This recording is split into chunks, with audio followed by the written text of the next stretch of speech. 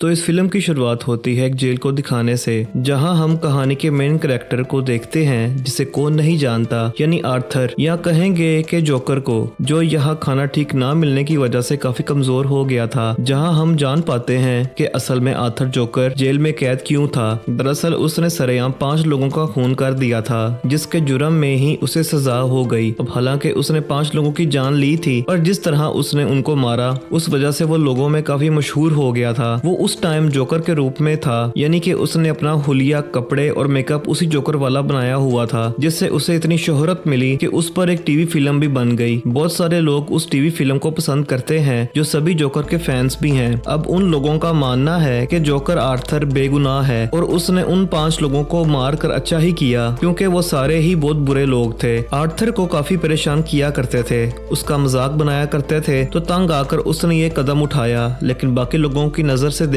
तो वो एक क्रिमिनल तो है, एक मुजरिम, क्योंकि उसने लोगों को मौत के घाट उतारा है। इस तरह आर्थर को यहाँ जेल में काफी साल हो गए हैं और न जाने वो और कितने सालों तक यहाँ कैद रहेगा, क्योंकि अभी तक उसकी कोर्ट में सुनवाई भी नहीं हुई थी कि उसे पता चल सके कि वो कितने सालों के लिए यहाँ कैद रहेगा। अब आर्थर बेचारे को कहीं भी सुकून नहीं। वो बेचारा बाहर लोगों से परेशान था, क्योंकि सब उसे तंग करते, और जेल में आने के बाद वो पुलिस वालों से परेशान, क्योंकि ये लोग भी उसका वैसे मजाक बनाते हैं। अब आर्थर की वकील उसे मिलने के लिए बुलाती है, इसीलिए वो चला जाता है। पर जब वो रास्ते में था तो इसकी नजर एक लड़की पर पड़ी, जिसे आर्थर बड़े गौर से देखने लगता है। वो लड़की भी आर्थर पर से नजरें हटा ही नहीं रही थी। गौर से देखने के बाद वो उसे शूट करने जैसा इशारा करती है। इस लड़की का नाम ली होता है, लेकिन फिर पुलिस वाले आर्थर को वहाँ से ले जाते हैं और वो आर्थर अपनी वकील से मिलता है, जो उसका केस लड़ने वाली है। अब एक तरफ उसकी वकील आर्थर का केस तो लड़ रही थी, लेकिन साथ साथ उसका फायदा भी उठा रही थी। जैसे आजकल आर्थर काफी मशहूर था, तो हर जगह बस इसका ही चर्चा सुनने को मिल रहा था। तो इसी चीज का फायदा उठाकर वकील कुछ रिपोर्टर्स को अपने साथ यहाँ लेकर आती है, ताकि वो आर्थर का इंटरव्यू ले सकें। वो बस उसे इतना कह देती है कि ये लोग तुमसे बस थोड़े बहुत सवाल करेंगे और तुम्हें इन्हें अपने बारे में बताना है। तो आर्थर उसकी बात मानकर उठा और इंटरव्यू वाले कमरे में आ जाता है। बस अब वो ऐसा करना तो नहीं चाहता था, क्योंकि अब उसी वकील की बात मानकर उसे ये इंटरव्यू देना पड़ता है, क्योंकि आखिर वो भी जेल से छूटना चाहता है। अब इंटरव्यू के दौरान उससे कुछ ऐसे सवाल पूछे जाते हैं जो उसे बिल्कुल पसंद नहीं आते। बेशक वो उन सवालों का जवाब दे देता है, लेकिन अंदर ही अंदर उसे बहुत गुस्सा भी आ रहा था, क्योंकि गुजरे हुए पूरे टाइम को उसके सामने ताज़ा किया जा रहा था, जो उसे मुश्किल में डाल देता है। लेकिन वो फिर भी हर सवाल का सच सच जवाब देता है। अब इंटरव्यू की दूसरी वजह आर्थर को चेक करना भी था, यानी कि आए दिन उसके इंटरव्यूज होते रहेंगे, क्योंकि वो लोग चेक करना चाहते थे कि क्या आर्थर की दिमागी हालत अभी ठीक हुई है या नहीं, क्योंकि अक्सर लोगों का मानना है कि आर्थर पागल है, पागल जोकर है, और उसने पागलपन में ही आकर 5 लोगों का खून किया है। तो इंटरव्यू के नाम पर उसकी हालत को चेक करना था। अब इंटरव्यू होने के बाद जब आर्थर को वापस जेल में लाया गया, तो एक पुलिस ऑफिसर उसे म्यूजिकल रूम में लेकर गया, जहाँ सब लोग अपनी अपनी मर्जी का म्यूजिक बजा रहे थे। यहाँ वो लड़की ली थी और कुछ इस तरह दोनों की मुलाकात हो जाती है। दोनों ही एक दूसरे से मिलकर बहुत खुश थे, क्योंकि जब से इन्होंने एक दूसरे को देखा था ये मिलना चाहते थे। आर्थर ली से पूछता है, तुम यहाँ पर क्यों कैद हो? ली बताती है कि मैं जिस बिल्डिंग में अपनी मॉम के साथ रहा करती थी, मैंने गुस्से में आकर वहाँ आग लगा दी, पूरी ही बिल्डिंग को जला डाला, जिससे मेरी माँ भी मारी गई। बस इसी वजह से मुझे सजा हो गई और मैं यहाँ कैद हूँ। जो सुनकर आर्थर जोर जोर से हंसने लगता है, क्योंकि ये उसकी आदत थी। फिर ली उससे पूछती है, आर्थर कहता है, लो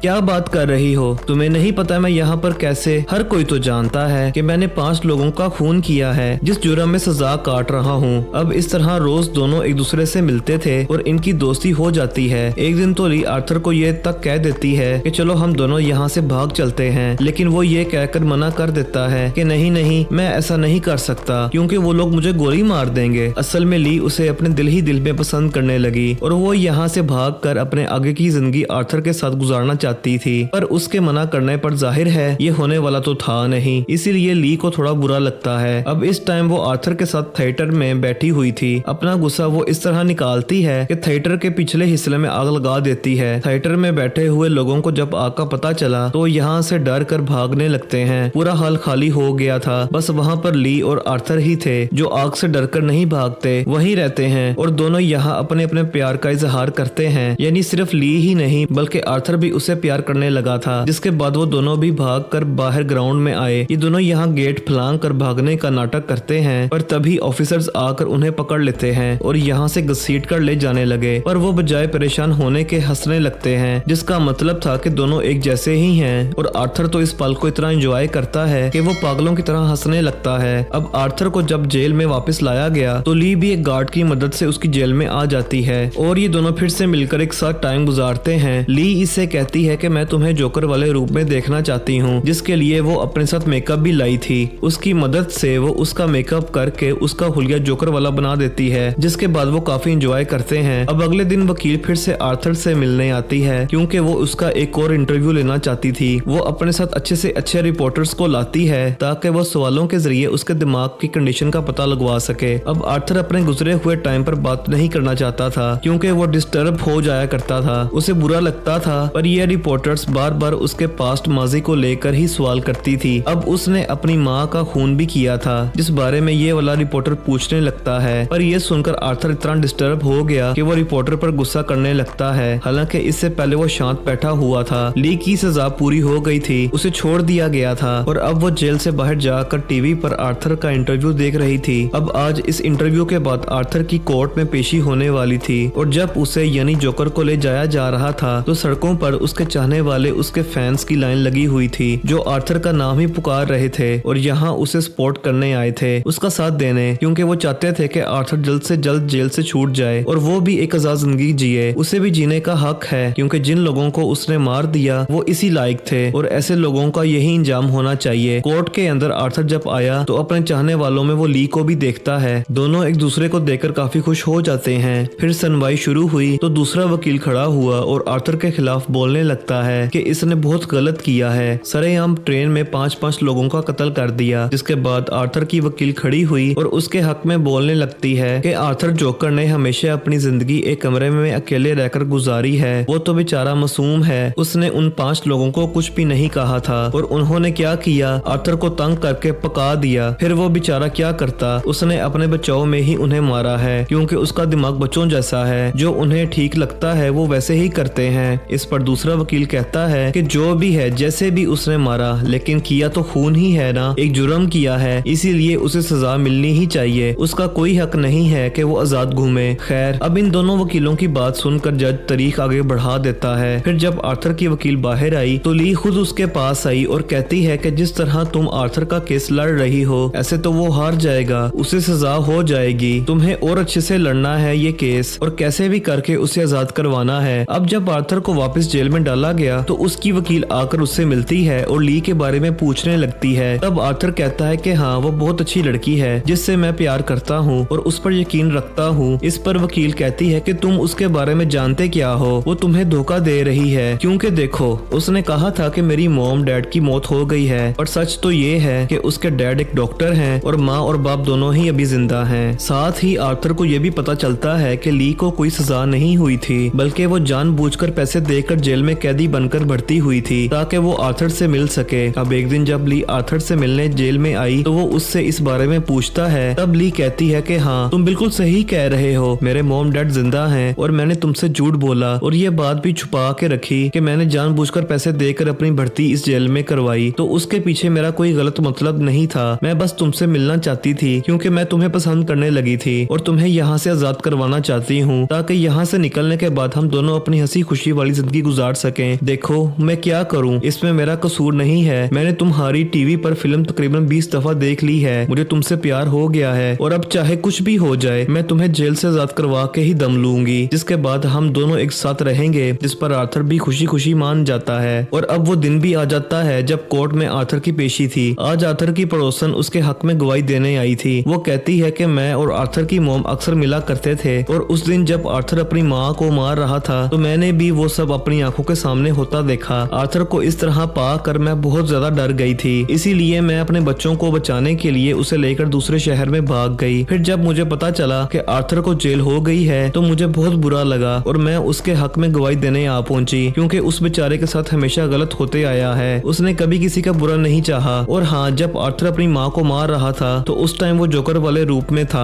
तब मैंने गौर किया कि ये आर्थर नहीं बल्कि ये तो सचमुच का जोकर है। इसलिए मेरा मानना है कि जितने भी खून हुए हैं वो आर्थर ने नहीं किए बल्कि इसके अंदर के छुपे हुए जोकर ने किए हैं, जिसे इन लोगों ने मजबूर किया है। अब ये सुनकर आर्थर के अंदर जैसे एक हिम्मत सी आ गई थी, उसका इतना दिमाग खराब हुआ कि वो सबके सामने उठकर खड़ा होकर चिल्लाने लगा और जज से कहता है कि अब मैं अपना केस खुद लड़ना चाहता हूँ, मुझे किसी वकील की जरूरत नहीं है। जो कहकर वो अपने वकील को छोड़कर वहाँ से चला जाता है। उसके इस फैसले से ली भी काफी खुश थी क्योंकि उसे लग रहा था कि जोकर यानी आर्थर ने ठीक किया है। और अब वो दिन आ जाता है जिस दिन कोर्ट में उसकी पेशी होनी थी। उसके चाहने वाले बाहर खड़े होकर जोकर के हक में फैसला सुनने के लिए बेचैन थे। आर्थर अब खुद अपना वकील बनकर आता है तो वो जोकर बनकर ये केस लड़ने का फैसला करता है। इसीलिए वो पूरे जोकर वाले गेटअप में यानी कपड़े और मेकअप करके वैसा लुक बनाकर बड़ी आराम से वहाँ बैठा होता है। जैसे सुनवाई शुरू हुई तो उसका वकील आर्थर के को-वर्कर को लेकर आता है जिसने काफी साल आर्थर के साथ काम किया था और उसे अच्छे से वो जानता था, तो वो भी बता सकता था कि आर्थर कैसा सिर फिरा इंसान है और जब वो जोकर के रूप में होता है तो वो कैसा बन जाता है। वो कहता है कि ट्रेन में जब जोकर ने उन लोगों का खून किया तो वो सब मैंने खुद होते हुए देखा था क्योंकि हम दोनों एक साथ ट्रेन में चढ़े थे। उसकी ये बात सुनकर आर्थर जोकर खड़ा हुआ। वो कहता है अच्छा ये बताओ जब मैं उनका खून कर रहा था तो तुमने कैसे देखा? तब वो बिल्कुल पड़ोसन वाली ही बात कहता है कि मैंने आर्थर के अंदर जोकर को देखा जो उन लोगों का खून कर रहा था।